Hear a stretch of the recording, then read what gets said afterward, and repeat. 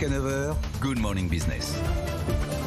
Et à 7h45, on doit vous dire que notre invité nous intrigue ce matin parce qu'il a annoncé en fin de semaine un investissement d'1,5 milliard d'euros à Fos-sur-Mer, la création de 3000 emplois pour créer des panneaux photovoltaïques made in France. C'est presque un inconnu, en tout cas il a créé son entreprise il y a un an. Pierre-Emmanuel Martin, président de Carbone. Drôle de nom déjà pour une entreprise qui décarbone l'économie, mais pourquoi pas. Expliquez-nous d'où vous venez, qui vous êtes pour réussir autour de vous à constituer un tour de table en equity et en dette d'1,5 milliard d'euros. Bonjour, je vous remercie, on va essayer de se faire connaître, effectivement. Moi, je suis un entrepreneur et un industriel du solaire photovoltaïque depuis plus de 30 ans. Je suis dans ce secteur. Je viens du monde français du photovoltaïque qui, dans les années 90, dominait le monde. Et cette aventure Carbone, nous l'avons menée à plusieurs. Je ne suis pas tout seul. J'en suis l'incarnation. Aujourd'hui, nous sommes 4 associés, un industriel, le groupe ECM, moi-même qui suis... Installateur. Un opérateur. Opérateur, Ouais. Développeur-opérateur. Donc en France, on utilise beaucoup de panneaux solaires. Et cette idée que nous avons et que nous poursuivons depuis maintenant 3 ans, qui s'est concrétisée effectivement il y a un an par la création d'une entreprise, est dans un momentum où effectivement il s'agit de reprendre en main notre destin énergétique et de sortir de la dépendance à la Chine pour les panneaux solaires qui sont une des briques essentielles de notre système énergétique actuel et futur. Donc vous allez produire des panneaux photovoltaïques à Fos-sur-Mer. On dit giga-usine de par sa capacité. Vous allez pouvoir sortir quel type de capacité? Nous allons pouvoir sortir 5 gigawatts de produits photovoltaïques, des cellules qui vont adresser une partie du marché français et aussi des panneaux solaires de qualité, performants, haut rendement et surtout très bas carbone. 5 gigawatts par an qui sortiront. Il faut rappeler qu'aujourd'hui, on a une production de photovoltaïque d'à peu près 30 gigawatts, si je me trompe pas. En France ou dans le monde ? Non, en France, nous faisons que des modules.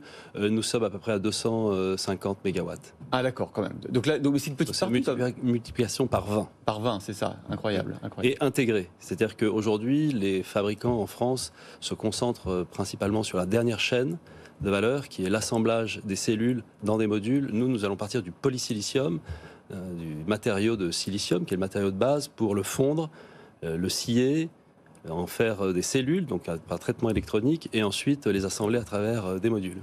Et réussir à être compétitif par rapport aux Chinois, en termes de prix. Oui, tout à fait. Nous serons compétitifs. Modulo évidemment quelques règlements sur des distorsions massives et flagrantes et c'est là l'ambition, c'est de réussir à revenir sur notre souveraineté, notre indépendance. La Chine est à peu près à 90% le gros acteur du secteur, donc a une certaine pouvoir de distorsion et de dumping, mais effectivement nous serons compétitifs modulo quelques règlements sur des distorsions. Modulo, ça veut dire vous attendez du gouvernement et des autorités européennes par exemple d'enquêter, les autorités antitrust par exemple, et de mettre fin à du dumping. Alors je n'attends pas, c'est ce qui est en cours. Donc c'est pour ça aussi, on s'est quand même baqué sur le fait qu'il y a un soutien politique, puisqu'on pourrait aussi me poser la question, mais pourquoi nous et pas d'autres qui m'ont déjà tenté avant de réussir. Et donc c'est parce qu'il y a en ce moment même une réflexion au niveau européen et surtout français pour mettre fin à cette hégémonie chinoise. C'est quand même vertigineux là, quand même, 1,5 milliard, 3000 emplois directs. Tout à fait. Que vous allez créer à Fos-sur-Mer. Pourquoi Fos-sur-Mer particulièrement? C'était le port de Marseille qui vous a... Tout à fait. Alors d'abord parce qu'il faut un site qui puisse accueillir une giga-usine, c'est-à-dire des giga-hectares. Enfin, il faut à peu près 60 hectares. Il faut de la place. Oui. Des bâtiments font 35 hectares, mais après il faut des aménagements. Puis surtout, on veut de la place pour pouvoir faire une usine 4.0 qui puisse accueillir dans de bonnes conditions nos collaborateurs. Et Fos-sur-Mer s'est imposé après un travail minutieux parce que c'est non seulement de la place, mais de l'énergie, de l'eau et surtout du dégagement. Puisque nous aurons à peu près 300 000 à 400 000 tonnes de matériaux qui rentrent et qui sortent. Donc, il nous fallait une capacité d'accueil portuaire importante. Pardon de mettre les pieds dans le plat, mais peut-être aussi plus de subventions que les Hauts-de-France et Grand Est. Vous étiez aussi...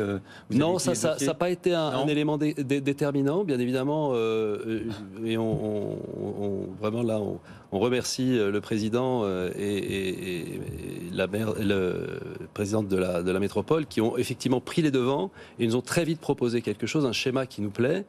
Mais avant tout, il nous fallait un espace et surtout, on l'a remarqué, c'est un alignement des collectivités locales et de l'État. On a été reçu par le préfet et qui a été très, très important dans notre décision. Vraiment, on a une équipe de Marseille, là, pour le coup, qui nous soutient fortement. Voilà, Pierre-Emmanuel Martin, le président de Carbone. On est vraiment bluffé par cette annonce. On verra si vous souhaitez. On ira voir. Et on ira voir. On vous invitera. Carbone, c'est un pied de nez de s'appeler Carbone quand on fait du photovoltaïque? Oui, voilà, on est effectivement, moi je suis dans le secteur depuis plus de 30 ans, j'ai beaucoup travaillé sur la question du changement climatique avant même que ça devienne un thème qui s'impose à l'agenda et c'est notre conviction que le carbone est essentiel à la vie, mais il faut le laisser sous forme matérielle dans la terre et donc nos matériaux traduiront cette idée dans les faits. Merci Pierre-Emmanuel Martin.